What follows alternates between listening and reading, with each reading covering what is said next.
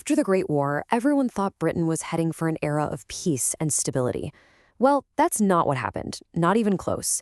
Instead, it plunged headfirst into a political hurricane.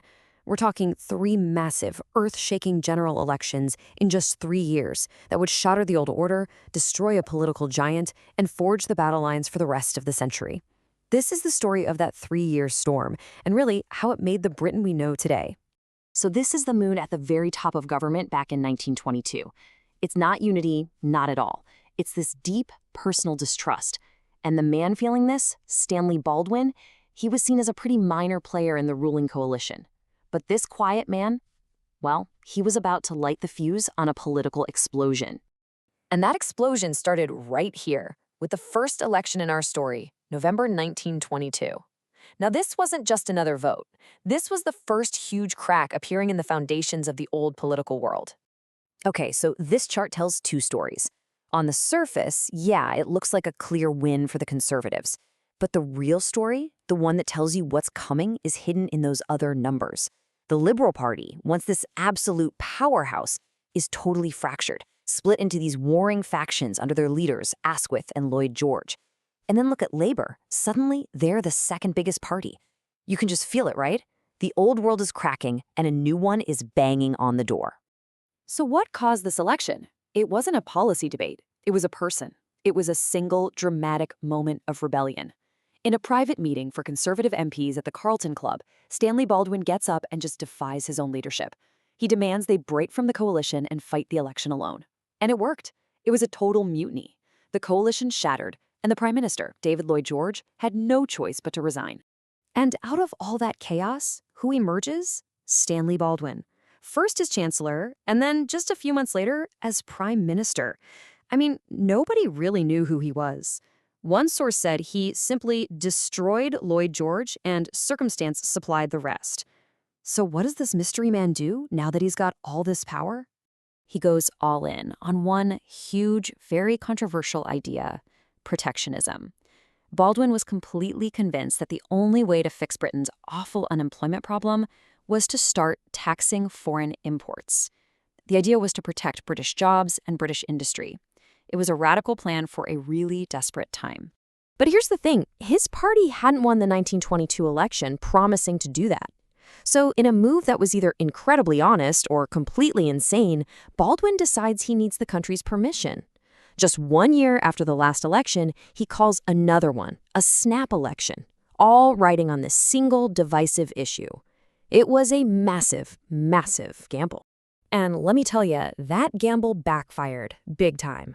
The 1923 election didn't give Baldwin the green light he wanted. Nope, it created absolute chaos and something no one could have possibly predicted: an accidental government. Just look at these numbers. It's a story of a stunning reversal. Baldwin's big gamble completely vaporized his majority. He lost almost 90 seats. And that support didn't just go to one place. Labour surged, gaining nearly 50 seats to become a real contender. And the Liberals, who had reunited to fight against protectionism, they roared back to life. So the bottom line is this: nobody won. The result was a hung parliament, a state of total political paralysis where no single party was in charge. The country said no to Baldwin's plan, but it didn't really say yes to anything else. And this is where things get really interesting. You've got this unprecedented constitutional trap. The Conservatives can't govern. They can't team up with the Liberals. They just fought an election on completely opposite sides of the main issue. So, by the rules of the game, the king has to ask the leader of the second largest party to form a government.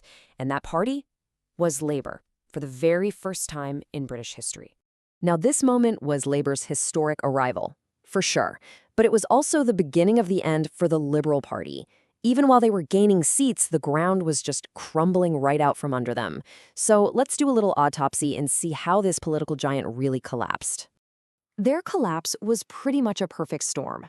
At the very top, you had this personal feud between the leaders that never, ever healed.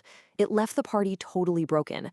Financially, they were getting squeezed from both sides. They didn't have the big business money like the Conservatives or the union funds like Labour. And maybe most importantly, their core voters, the working class, were leaving them in droves for a new home. Okay, so let's contrast that story of decay with a story of careful, deliberate construction. While the Liberals were literally falling apart, the Labour Party was busy building the future of British politics. Labour was basically built on everything the Liberals were now missing. They had a solid financial base thanks to the unions, which powered a much better grassroots organization. Their leaders had gotten real governing experience during the war, which proved they were ready for the job. And with their 1918 constitution, they had a clear, modern identity. They were seen as the authentic voice of the working class. I mean, when you put it side by side like this, the picture couldn't be clearer, could it? Division versus unity, financial crisis versus solid funding, a complete identity crisis versus a clear, forged purpose. One party was stuck looking to the past, the other one was built to win the future. And that brings us to the final act in our 3-year storm. That first Labor government was a minority one, which meant it depended on the Liberals to survive. It was never going to last. And when it fell, the election that followed in 1924 wouldn't bring back the old world. It would cement a brand new one. So yeah, Labor's historic first taste of power was incredibly brief. After just 9 months, the Liberals pulled their support, the government fell, and the country was dragged back to the voting booths for the third time in 3 years. And the result was just brutal. The Conservatives, led by Stanley Baldwin again, won a colossal landslide. Labour actually held on to a pretty respectable 151 seats, cementing their place as the official opposition. But just look at the Liberals. They weren't just defeated, they were practically annihilated, collapsing down to just 40 seats. The three-party system was dead. But here's a thought. Did the Liberal Party really die, or was it just absorbed? This is a fascinating quote from a liberal observer at the time. He's suggesting that the ideas of liberalism, social progress, they hadn't vanished. They had just found a new, more effective home inside the moderate wing of the Labor Party. Which leaves us with one last question to chew on. In this whole 3-year political storm, was the real story the tragic death of the great Liberal Party? Or was it just the inevitable, unstoppable rise of a Labor Party that was better built to fight for and ultimately win the future of British politics?